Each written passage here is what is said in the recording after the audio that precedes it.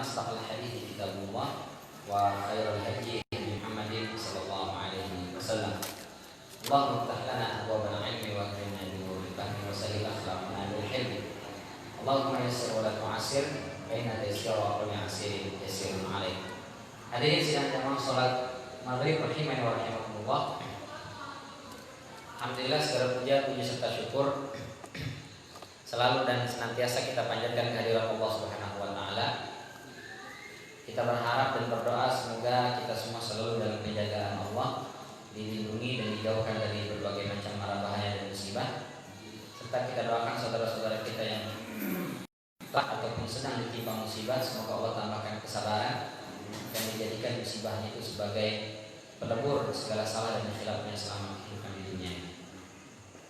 Salawat beriring salam tak lupa kita sampaikan kepada junjungan kita Nabi besar Muhammad sallallahu alaihi wasallam, kepada keluarga beliau, kepada para sahabat beliau dan juga kepada para pengikutnya yang mudah-mudahan kita semua masuk ke dalam barisan pengikut Rasulullah sallallahu alaihi wasallam yang besok di yaumul qiyamah mudah-mudahan kita semua dan keluarga kita dimanapun berada mudah-mudahan bisa mendapatkan syafaat dari beliau. Amin ya rabbal alamin. Hadirin rahimani wa rahimakumullah, di pertemuan sebelumnya kita sudah menyelesaikan surat Al-Masad atau surat Al-Lahab.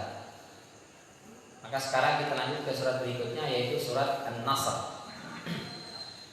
Secara bahasa artinya pertolongan. Jadi kita kasih tema pertolongan Allah itu pasti datang. Baik, seperti biasa kita baca dulu. A'udzu billahi minasy syaithanir rajim. A'udzu billahi minasy syaithanir rajim. Bismillahirrahmanirrahim. Bismillahirrahmanirrahim. Idza jaa nasrullahi wal fath. Idza jaa nasrullahi wal fath. Jadi pertama za, yang kedua ja, za. Jadi idza ja, bukan ijaja. Nah, itu sama. Dua-duanya pembacaannya keliru, bukan ijaja atau izaza, itu juga keliru. Tapi ini za, ujung lidah itu di antara dua gigi. Za, iza. Yang satu lagi ja. Lidah kita itu nempel di langit-langit atas, tapi tidak terlalu dalam nempelnya. Ja, kan? Tapi ja, biasa ja.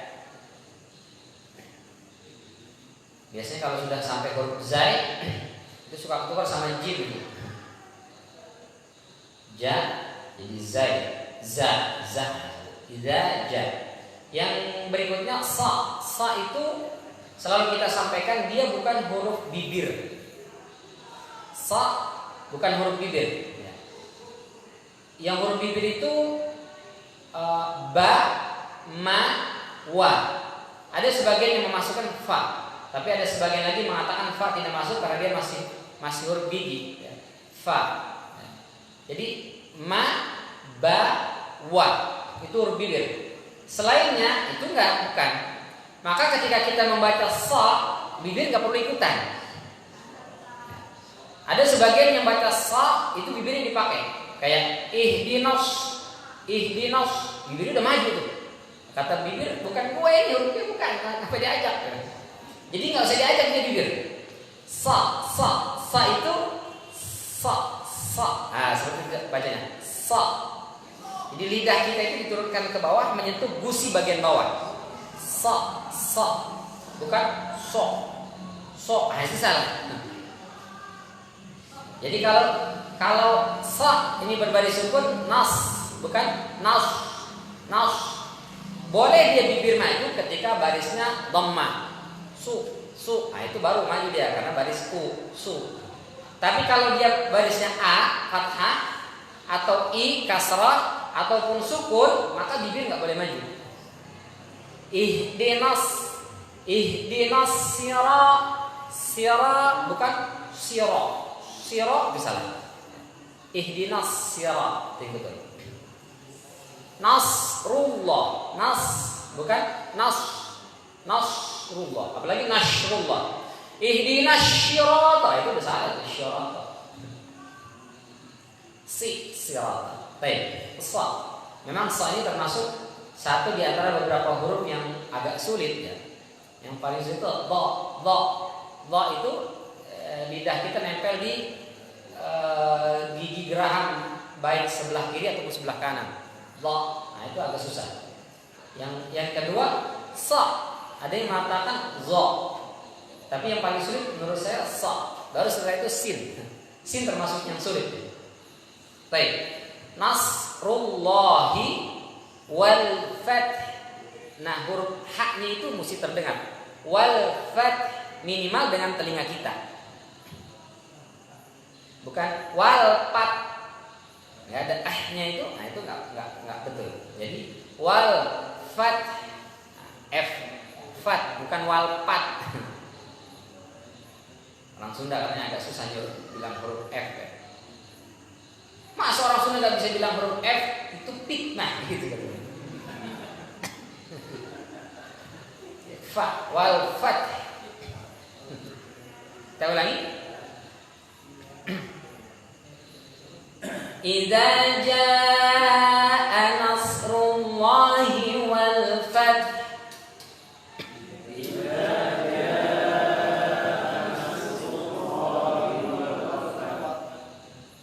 Wa ra'aitan nasa yadkhuluna fi dinillahi afwaja. Wa ra'aitan nasa yadkhuluna fi dinillahi afwaja. Ya, kha ini kalau barisnya u biasanya suka hilang ya. Dia mesti ada seperti reak. Khu. Yadakhu bukan yadahu, tapi yadakhu. Apalagi yadahu, yadahuluna. Itu kha-nya enggak dapat. Yadahuluna mestinya begitu. Kha ini mesti dapat kha. Bunyi reaknya itu kha. Baik, kita lanjut. Fasabbih bihamdi rabbika wastaghfir.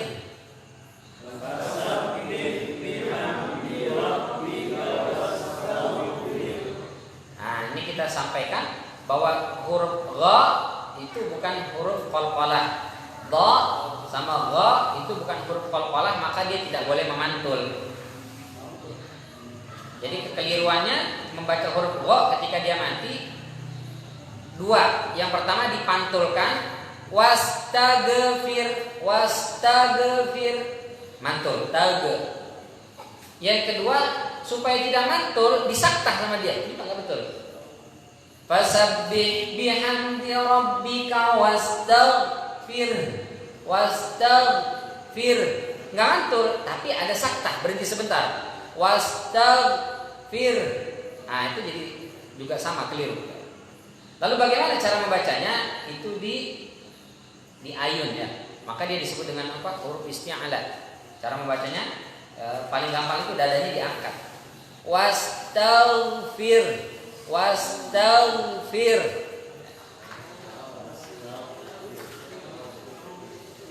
Lalu ra-nya ini karena sebelumnya kasrah, berarti ra-nya ini tarqiq. Wastaghfir. Bukan fir. Kalau fir itu salah. Jadi bibirnya nggak boleh maju. Kenapa? Karena dia hurufnya ra yang termasuk kategori muraqqaq, tarqiq tipis. Jadi ra kapan dibaca tipis? Kalau dia berbaris i atau dia mati sebelumnya i, maka bacanya wastaghfir. Bibirnya itu harus smile. Fir. Kalau maju beda bunyinya. Wastaghfir. Fir itu beda. Fir dengan fir itu beda. Nah, yang ini smile, harus smile. senyum. Tapi huruf H besarnya itu harus tersebut juga. Wastaghfir, fir. Jadi fir tapi ada nya itu nya besar. Oke, kita ulangi. Fasabbih bihamdi rabbika wastaghfir. Coba.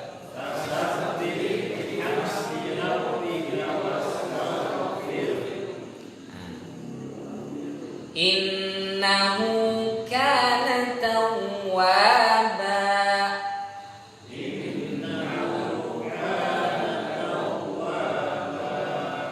Sadaqallah. Nah, itu terkait dengan bacaan. Surat ini diantara satu dari 3 surat dalam Al-Quran yang paling pendek, terdiri dari 3 ayat, yaitu surat An-Nasr, yang berikutnya surat Al-Kautsar, yang ketiga surat Al-Asr. Kalau mau diurut dari depan berarti Wal Asri, kemudian Al-Kautsar, dan yang ketiga terakhir adalah surat An-Nasr ini. Menurut riwayat yang terkuat, dari 3 surat yang semuanya pendek-pendek itu, yang surat ini itu yang Madaniyah, yang 2-nya itu Makkiyah. Ada yang mengatakan Al-Kautsar juga Makkiyah. Nanti kita bahas di sana. Baik. Tapi dari 3 surat yang punya 3 ayat ini, yang paling pendek surat Al-Kautsar. Paling pendek. Surat favorit. Bersama dengan Qul. Apapun sholatnya pokoknya dia itu dibaca.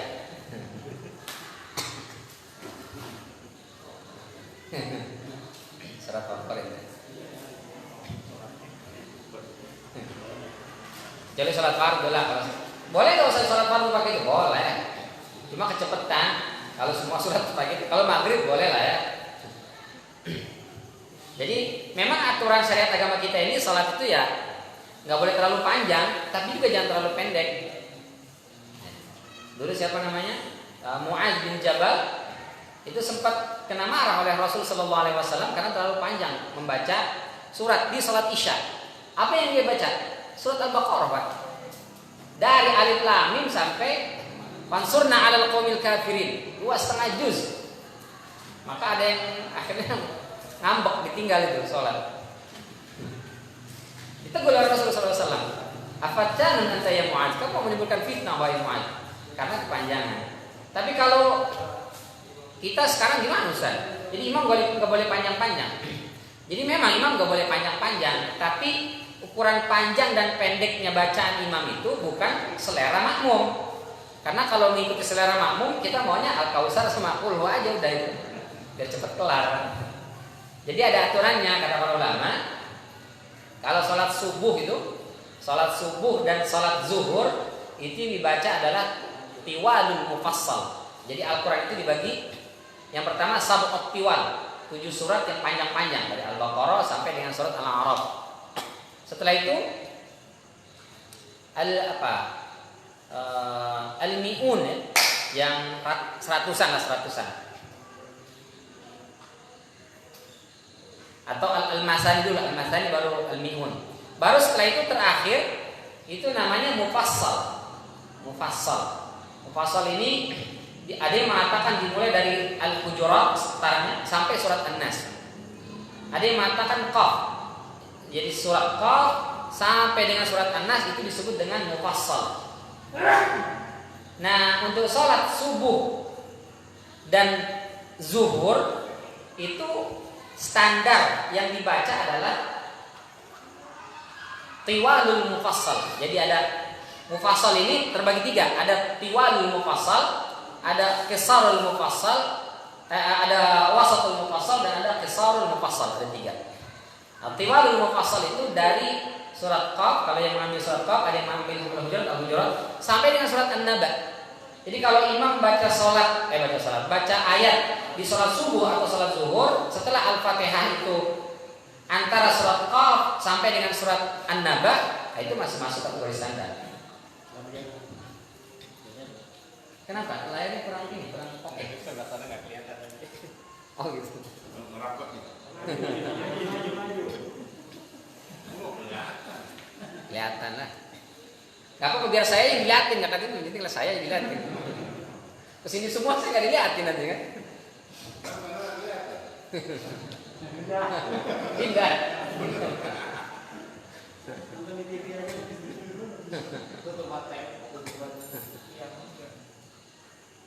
Jadi tadi al-mufassal itu ada tiwalul mufassal, ada wasatul mufassal, ada qisarul mufassal. Salat subuh itu tiwalul mufassal yang dibaca. Jadi antara surat Qaf sampai dengan surat An-Naba. Jadi kalau ada imam baca salat subuh habis Al-Fatihah baca amma yatasaalun sampai kelar, itu belum masuk kategori kepanjangan, itu masih ideal. Yang dia baca misalnya surat Al-Hadid sampai selesai, itu masih kategori ideal. Ideal menurut syariat, tapi tidak ideal menurut jamaah Al-Madani. Masih ngempek juga itu. Panjangan. Tinggal 5 doang. Masalah waduh kemana di jamaah? Baru kalau sholat asar sama sholat isya itu wasatul mufassal. Wasatul mufassal itu dari selesai an-naba berarti an-nazi'at sampai dengan ad-duha. Jadi kalau baca wailul mutaffifin di sholat isya atau sholat asar itu masih standar.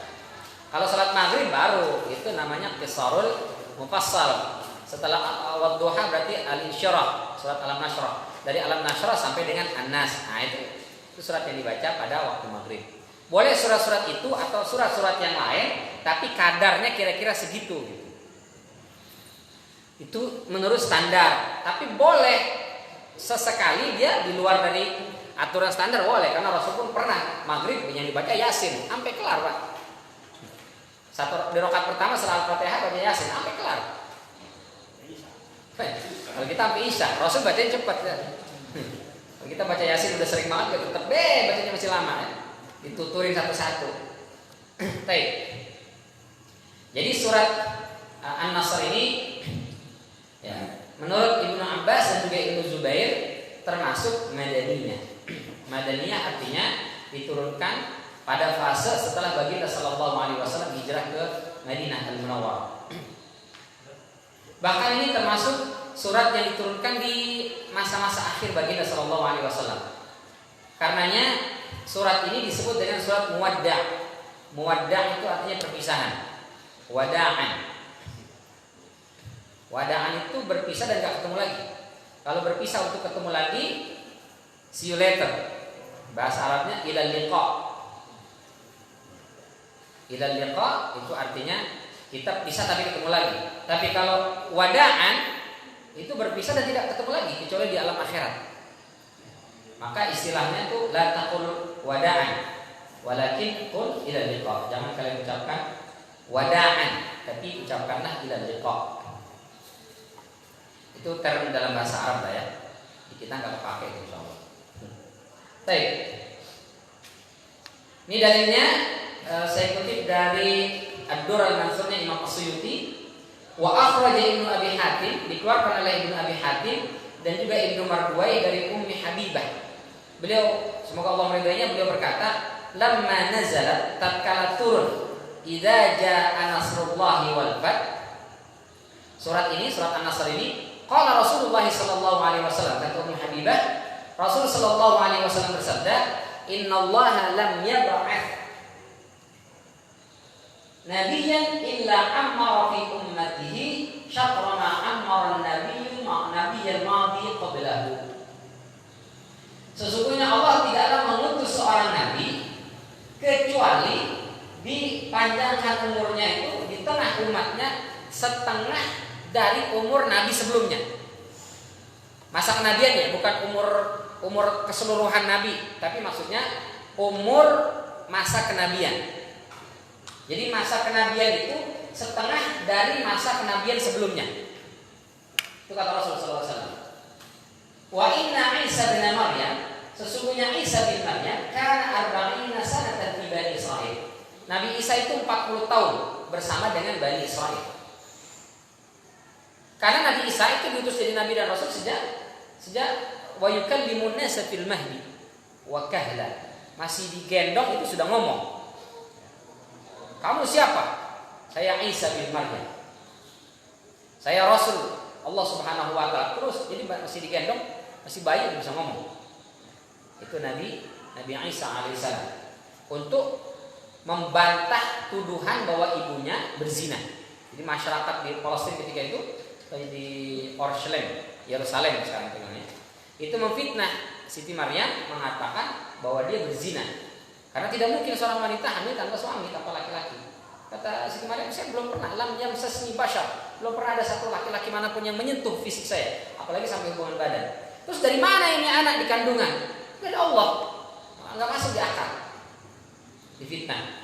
Maka akhirnya Siti Maryam kan keluar dari Yerusalem, keluar mengasihkan diri karena nggak sanggup menanggung malu, difitnah, dicaci, dihina, dianggap pezina seterusnya. Sampai akhirnya melahirkan di luar dari kota Palestina dalam kondisi sendirian, tanpa bidan. Begitu selesai melahirkan, kelaparan atau lapar lah, masa lapar. Lalu kata Allah, wa huzi ilaiki bijid'in nakhlah tusaqit, dalam riwayat Imam Hafs, dalam riwayat yang lain tatasaqat alaiki rotoban jadinya. Jadi batang pohon kurma itu, sebagian ahli tafsir mengatakan itu nggak ada daunnya. Jadi pohon kurma yang sudah mati, tidak ada daun-daunnya, itu tinggal batangnya saja. Kata Siti Maryam, masa dari mana saya mendapatkan makanan ya Allah? Ini ada pohon kurma. Ya, tapi kan nggak ada, jangankan buahnya, daunnya aja nggak ada. Kata Allah, huzi ilaik, gini aja, digoyang aja batangnya itu. Begitu digoyangkan itu, kata saqat alaihi rutoban janiyah. Langsung pada berjatuhan rutob. Nah, sekarang sudah berjatuhan, alhamdulillah. Pohonnya di belakang dari kita. Gak ada yang goyang-goyang di belakang. Begitu sudah, lalu haus, keluar air di bawah kakinya Nabi Isa alaihissalam, akhirnya itu diminum. Setelah itu Allah Subhanahu wa taala perintahkan, balik kamu ke Palestina. Ya Allah, saya dari sana udah kabur nih, keluar dari sana karena difitnah berzina. Kamu harus balik ke sana. Kata Siti Maryam, ya sudah, saya mau balik, tapi dengan satu syarat. Inni nadartu lirrahmani shauma. Saya bernadar, saya akan puasa. Puasa apa ini? Puasa ngomong. Di syariat terdahulu itu ada istilah puasa ngomong. Jadi puasanya bukan hanya nggak makan, nggak ngomong. Karena kalau ngomong sudah susah dijelasin. Ya sudah, nggak apa-apa kata Allah. Begitu masuk kampung ditanya-tanya, kamu kemarin sudah hamil di sini, mencemarkan membawa aib, mencemarkan nama baik keluarga Imran dan seterusnya. Kami sudah berbuat baik, dipersilahkan dan diperbolehkan kau tinggal di, dalam tanda kutip kalau kita sekarang pesantren lah gitu. Tiba-tiba hamil di luar nikah, malu-maluin aja seterusnya. Ini anak siapa? Siapa nih bapaknya? Fa asyarat ilaih, lalu memberikan isyarat, maksudnya tanya aja sama bayinya gitu. Masa kami ngomong sama bayi? Ternyata begitu ditanya, bayi itu ngomong, inni abdullah, saya adalah hamba Allah dan seterusnya.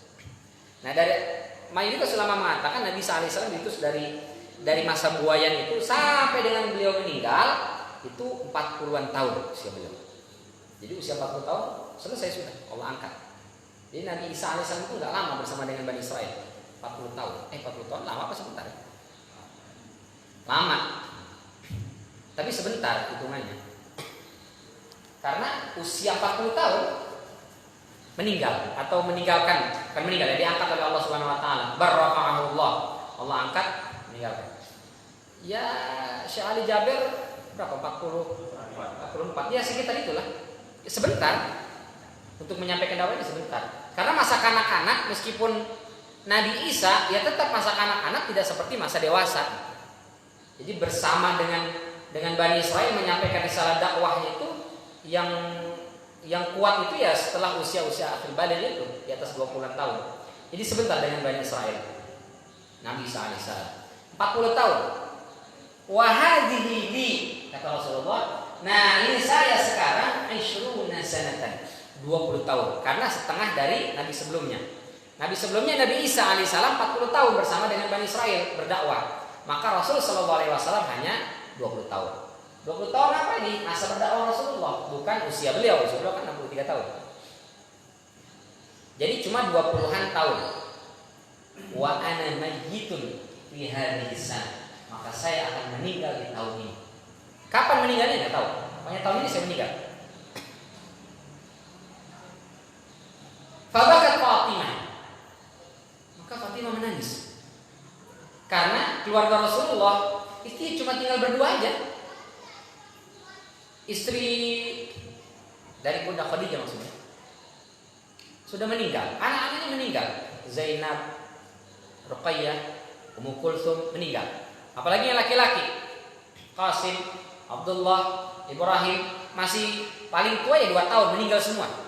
Yang tersisa hanya Rasulullah dan Siti Fatimah berdua saja. Lalu kata Rasulullah, wa ana mayyitun fi hadisan, dan saya akan meninggal tahun ini. Nangislah Fatimah, tinggal sendirian sebatang kara, kakak-kakaknya sudah meninggal semua. Saudara-saudaranya nggak ada lagi, tinggal satu ayahanda tercintanya. Tiba-tiba bilang tahun ini bakal meninggal, nangis Fatimah. Lalu kata Rasulullah SAW, nggak usah nangis Fatimah. Kenapa? Anti awwalu ahli baiti luhuqan bi. Karena engkau dari keluargaku adalah yang pertama kali bakal nyusul. Subhanallah. Lalu apa yang terjadi? Fatabassama. Fatimah langsung senyum. Itu keimanan luar biasa. Ini kita misalnya nih, orang tua udah sekarat, udah mau mati. Pak, jangan meninggal Pak, jangan meninggal Pak. Misalnya kata bapak kita, gak usah nangis, tenang. Kenapa? Lu yang pertama nyusul besok. Kira-kira senang apa ngancam, apa marah itu kira-kira? Apa sih bapak meninggal aja, masalahnya aja. Gitu kalau kita marah. Yang benar Pak, masa saya duluan yang nyusul? Masya Allah. Tapi Siti Fatimah begitu dikasih tahu, anti awwalu ahli baiti luhuqan bi, kaulah termasuk yang pertama kali menyusul saya dari keluarga. Fatabassama, langsung senyum, bahagia luar biasa. Keimanan juga, masya Allah, dahsyat. Ya Allah. Karena akan ketemu dengan Allah Subhanahu Wa Taala dan ngumpul lagi dengan saudara-saudaranya, saudari-saudarinya ya. Dan juga dengan ayah tercintanya, masya Allah. Kapan ini diucapkan Rasulullah? Kata Ummu Habibah, pasca turunnya surat An-Nasr. Berarti surat An-Nasr itu adalah surat perpisahan. Itu maksudnya. Karena setelah surat ini, itu bentar lagi Rasul Shallallahu Alaihi Wasallam meninggal. Berapa lama? Ada yang berbeda pendapat para ulama. Ibnu Abbas mengatakan, "Idza jaa nasrullahi wal fath." Jadi surat An-Nasr ini da'in minallah, panggilan dari Allah, wa wada'un minad dunya, dan juga perpisahan dari dunia. Jadi surat ini adalah surat panggilan dari Allah yang merupakan surat perpisahan terhadap dunia ini dan umatnya dan kita. Kata Imam Qatadah, wa 'asha ba'da nuzul hadhihi surah sanatain. Rasul setelah turun surat ini itu hidup hanya 2 tahun. Kata Qatadah. Tapi para ulama berbeda pendapat. Ini saya sampaikan lebih rinci ya. Aisyah Nabi ba'daha haulan ala qauli Muqatil. Ini dipilih oleh Imam As-Suyuti dalam Ad-Durrul Mansur. Beliau mengambil pendapatnya Imam Muqatil bahwasanya setelah turun surat An-Nasr ini Rasul hidup hanya haulan. Haulan itu berapa lama? Haulan. Di bahasa Indonesia ada haul. Haul itu 100. 100 apa? 100 tahun atau 100 hari? 100 hari berarti ketemu tahun sebenarnya. Haulan. Haulan itu sebenarnya setahun. Cuma di Indonesia jadi 100 hari. Pas tahun. Pas tahun juga ya? Haul ya setahun. Haulan. Haul. Jadi Nabi Shallallahu Alaihi Wasallam itu setelah turun surat ini hidup hanya setahun. Tapi Ibn Abbas tadi 2 tahun, sebagaimana juga disampaikan oleh Qatadah. Tsumma hajja Rasulullah sallallahu alaihi wasallam min qabl. Kemudian setelah itu Rasul sallallahu alaihi wasallam haji, berangkat haji. Jadi haji Rasul sallallahu alaihi wasallam itu setelah turunnya surat An-Nasr. Nah, pas dia haji itu ketika wukuf di Arafah, beliau menyampaikan khutbah hajinya itu disebut dengan khutbatul wada. Fa nazala al-yawma akmaltu lakum dinakum, yaitu surat Al-Maidah ayat 3. Ini kapan turunnya? Itu ketika Rasul sallallahu alaihi wasallam sedang wukuf di Arafah. Setelah turun surat An-Nasr. Fa 'asha ba'daha 80 yawman. Setelah turun Al-Maidah ayat 3 ini Rasul hidup hanya 80 hari. Setelah itu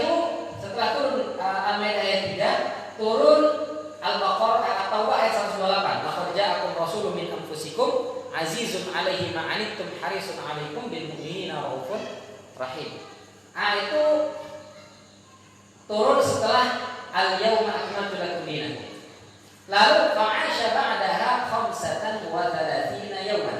Setelah turun ayat At-Taubah 128 ini, Rasul masih hidup selama 35 hari. Baru fanaza'atu manazala, baru turun wattaqu yawman turja'una fihi ila Allah, yaitu surat Al-Baqarah ayat 281. 128 281. Fa'asha ba'daha wahidan wa 20 yawman. Maka setelah turun Al-Baqarah 281 ini, Rasul hanya hidup 21 hari. Setelah itu, selama 21 hari ini tidak ada surat ataupun ayat yang diturunkan oleh Allah Subhanahu wa taala kepada baginda sallallahu alaihi wasallam. Berarti ayat terakhir yang diturunkan oleh Rasul sallallahu alaihi wasallam itu adalah wattaqu yauman turja'una fihi ila Allah di surat Al-Baqarah ayat 281. Ini terakhir. Sebagai ayat, tapi sebagai surat yang terakhir itu adalah surat An-Nasr. Yang 3 ayat surat. Kalau ini ayat. Ayat terakhir adalah wattaqu, dan takutlah kalian pada satu hari ketika kalian dikembalikan kepada Allah Subhanahu wa taala. Nah, itu sudah akhir finish dari turunnya Al-Qur'an Al-Karim kepada baginda sallallahu alaihi wasallam. Jadi dalam riwayat Imam Qatil setahun, riwayat Ibnu Abbas dan juga Imam Qatadah itu 2 tahun sejak turunnya surat An-Nasr. Lalu setelah turun surat An-Nasr ini, kata Aisyah, Ibnu Jarir At-Tabari menulis dalam tafsirnya dari Aisyah radhiyallahu anha berkata, "Ma sami'tu Rasulullah sallallahu alaihi wasallam." Aku tidak pernah mendengar Rasul sallallahu alaihi wasallam mundu unzilat alaihi surah, sejak diturunkannya kepada Rasul sallallahu alaihi wasallam surat An-Nasr ini, illa yaqulu mithlaha, kecuali beliau selalu mengucapkan kata-kata sepertinya, yaitu subhanaka Allahumma rabbana wa bihamdika Allahumma ighfirli. Kapan ini dibaca? Di sholat dan di luar sholat. Nah, ini dibaca. Jadi sejak turunnya surat An-Nasr, dalam riwayat Ibnu Abbas 2 tahun sebelum meninggal, dalam riwayat Imam Muqatil 1 tahun sebelum meninggal, bacaan yang selalu dibaca oleh baginda sallallahu alaihi wasallam adalah subhanakallahumma rabbana wa bihamdika Allahumma ighfirli, baik ketika sholat ataupun di luar sholat. Kalau ketika sholat kapan? Yaitu ketika ruku dan juga sujud. Nah, jadi kita temukan ada 2 hadis bacaan banyak sebenarnya, tapi yang populer di Indonesia 2. Ketika sujud dan ruku, ruku dan sujud. Kalau ruku yang kita baca subhana rabbiyal azim. Tadi menambahkan wa bihamdi, subhana rabbiyal azim wa bihamdi. Kalau ruku subhana rabbiyal a'la, ada riwayat yang menambahkan wa bihamdi. Itu yang dibaca. Lalu ada riwayat yang dibaca yang ini, subhanakallahumma rabbana wa bihamdika Allahumma ighfirli. Kapan dibaca ini? Ketika ruku dan ketika sujud. Lalu yang mana yang sahih? Dua-duanya sahih. Riwayat Bukhari dan juga Muslim, dua-duanya sahih. Lalu yang mana yang kita baca? Boleh yang mana saja. Mau yang baca subhanakallahumma rabbana wa bihamdika Allahumma ighfirli, boleh. Mau yang dibaca ketika ruku subhana rabbil azimi, ketika sujud subhana rabbil a'la, boleh, terserah. Cuman kalau kita lihat Rasul sallallahu alaihi wasallam dari sejak turunnya perintah salat sampai turun surat An-Nasr, itu selalu yang dibaca ketika ruku subhana rabbil azimi, ketika sujud subhana rabbil a'la. Baru setelah turun surat An-Nasr sekitar paling lama 2 tahun dalam masa hidup beliau, itu yang dibaca ini. Subhanakallahumma rabbana wa bihamdika Allahumma ighfirli. Itu dibaca. Apa artinya? Maha suci Engkau ya Allah, wahai Tuhan kami, dan dengan memujimu ya Allah, ampunilah aku. Itu terus dibaca oleh Rasulullah. Kenapa? Karena beliau sudah merasa sebentar lagi saya akan meninggal. Maka sebelum meninggal ini harus banyak-banyak istighfar kepada Allah Subhanahu wa taala. Rasul saja yang manusia dijamin oleh Allah Subhanahu wa taala, liyaghfira lakallahu ma taqaddama min dzambika wa ma ta'akhkhar. Semua dosa-dosamu sudah diampuni, baik yang sudah lalu ataupun yang belum dikerjakan, semua sudah diampuni. Tapi di akhir hayat 2 tahun, subhanallah. Rasul sallallahu alaihi wasallam selalu mengulang-ulang ini. Kata siapa ini? Kata Aisyah, istri beliau. Baik dalam sholat ataupun di luar sholat. Saking kepengennya menghadap Allah Subhanahu wa taala dalam kondisi bersih dari dosa. Subhanallah. Ya Rasulullah. Dahsyat ya. Jadi beliau tahu nih, bentar lagi mau meninggal, terus bagus memuji Allah minta ampun, memuji Allah minta ampun, memuji Allah minta ampun, itu terus. Ya. Saking ingin kembali menghadap Allah Subhanahu wa taala dalam kondisi suci. Padahal beliau sudah suci, sudah bersih. Nah kita mestinya lebih dari itu, gitu. Karena kita lebih banyak dosanya. Apalagi mohon maaf, yang merasa kira-kira bentar lagi gitu, nah itu harus lebih sering. Meskipun kita nggak tahu, ajal namanya ajal kan, mau yang muda mau yang tua, kalau yang ya memang jatahnya dulu aja duluan gitu. Cuma secara keumuman gitu, biasanya yang tua duluan, ya kan Pak ya? Biasanya begitu. Karena pakai abjad ya.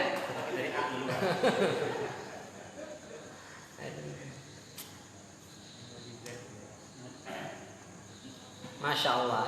Jadi mesti banyak-banyak istighfar, terutama yang dibaca ini. Jadi kalau mau ya gitu, yang udah mulai, saya kayaknya udah masuk masa usia pensiun ya Ustaz. Ya udah ruku sama sujud banyak bacanya aja. Subhanallah rabbana wa bihamdika Allahumma ighfirli. Berarti subhanallahil azim tinggal Ustaz, tinggal aja dulu dah, pindah ke sini.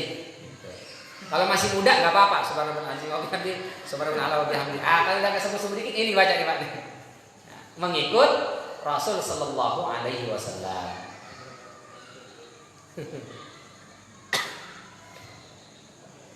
Jadi ini menjadi doa yang selalu dibaca oleh Rasul sallallahu alaihi wasallam. Baik dalam salat ataupun di luar salat. Di luar salat selalu dibaca. Bahkan Rasul sallallahu alaihi wasallam mengatakan, "Inni astaghfirullah wa atubu ilaihi aktsar min 70 marrah." Dalam riwayat Imam Bukhari. Dalam riwayat Imam Muslim, mi'ah marrah, 100 kali. Kata Rasulullah, saya beristighfar dan bertobat kepada Allah Subhanahu wa taala dalam sehari itu lebih dari 70 kali, kata Rasulullah. Dalam riwayat yang lain 100 kali setiap hari istighfar. Masya Allah. Padahal nggak punya dosa, istighfar. Kita yang banyak dosanya, istighfarnya jarang-jarang. Habis sholat doang, itu pun sebenarnya langsung Allahumma lantas jalan bilang. Padahal mestinya tidak hanya setelah sholat, di luar sholat istighfar. Banyak istighfar. Mau tidur istighfar, bangun tidur istighfar. Kita ini kalau sudah disibukkan dengan istighfar, maka insya Allah yang lain itu nggak jadi menyibukkan kita. Udah nggak sempat lagi debat berantem di WhatsApp, udah nggak sempat karena terlalu sibuk dengan istighfar. Saya pernah cerita ada kawan itu dia ketika masih belum pandemi, dia masih musim normal lah, umroh itu setiap bulan. Itu kawan ada yang minta nitip beli ini tuh yang buat ngitung itu. Kalau biasanya kan umroh itu buat toab, biar toab itu nggak keder. Waduh udah berapa putaran ini ya?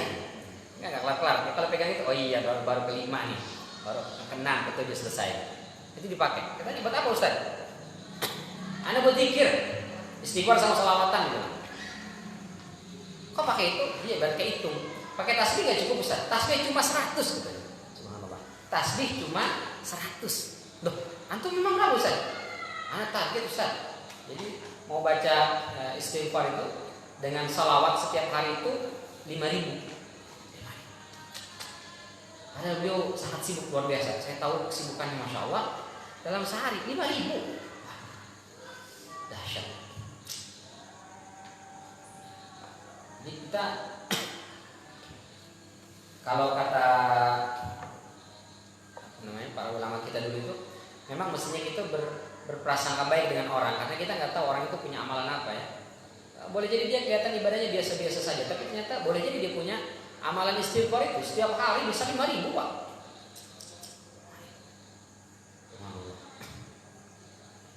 Kalau pengangguran nggak ngapa-ngapain nggak mungkin lah ya, sibuk luar biasa kan kita Istighfar.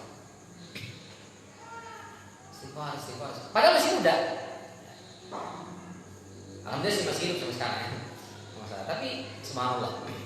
Nah, itu menunjukkan betapa luar biasa.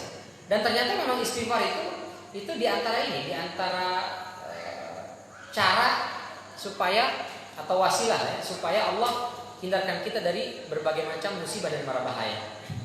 Apalagi sekarang ini, aduh masya Allah, udah musibah corona, belum yang gempa, banjir, longsor, kebakaran. Masya Allah, kemarin dekat pesantren itu di tempat kami di Bekasi, satu keluarga rumahnya itu konslet listrik di rumahnya itu, yang listrik itu masuk ke ininya, terasnya gitu. Nah, terus ada pagar tutup gitu, nggak tahu apa yang terjadi, kebakaran, satu keluarga habis meninggal semua. Kita nggak pernah tahu apa yang terjadi, musibah itu bisa datang silih berganti, dan kita tidak pernah bisa menjamin bahwa kita ini bisa selamat dari musibah. Orang pikir bencana musibah terberat dari corona, ternyata enggak, pesawat yang jatuh.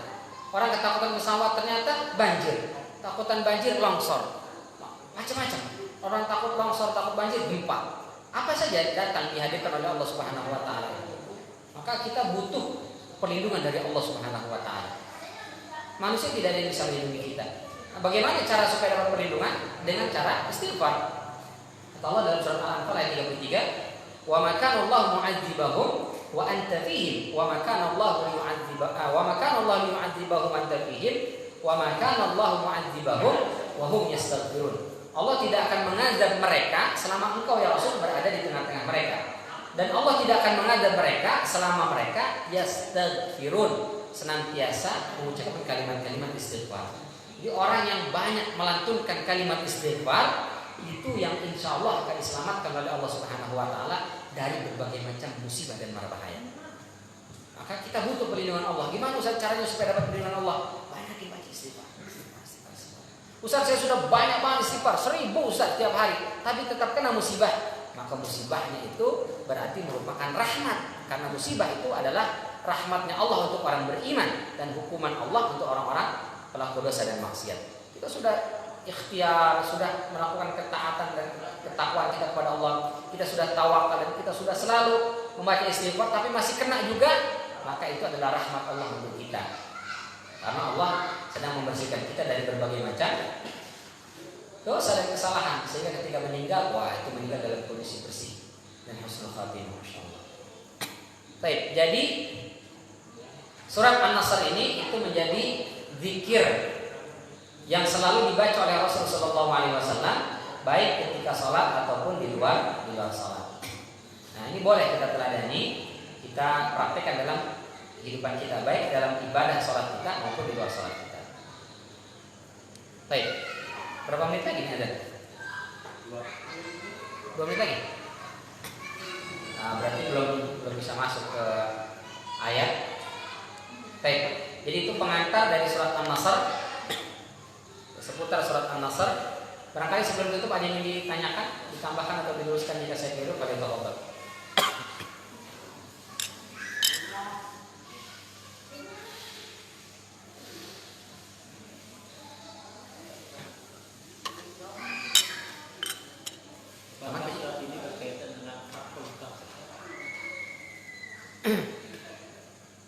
Ya, ini berkaitan dengan Fatu Mekah. Jadi idza jaa nasrullahi wal fath, apabila telah datang pertolongan Allah dan juga al-fath, kemenangan. Nanti di antara tafsirnya itu kemenangan itu adalah antaranya adalah Fatu Mekah.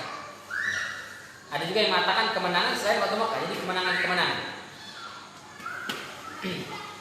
Sehingga tafsir ayat keduanya itu di antaranya adalah masuk Islamnya penduduk Yaman yang masukkan secara berbondong-bondong. Di antara fath itu ya di antaranya Fatu Mekah. Baik, ada lagi? Pak Budi, ada tambahan? Cukup? Pak Jadi? Cukup? Baik. Oh ya, silakan. Salam.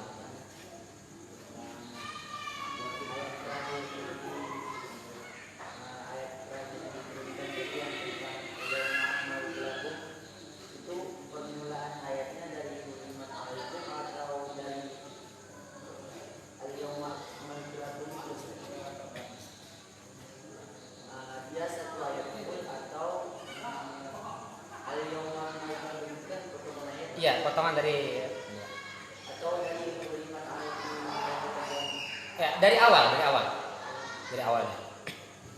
Lalu terakhirnya al-yauma akmaltu lakum dinakum wa atmamtu 'alaikum ni'mati wa raditu lakum al-Islam madinah. Tapi dari hurimat alaikum. Jadi dari awal satu ayat. Karena di situ tentang pengharaman. Kemudian nanti dilanjutkan ayat 3, 4 dan 5-nya itu tentang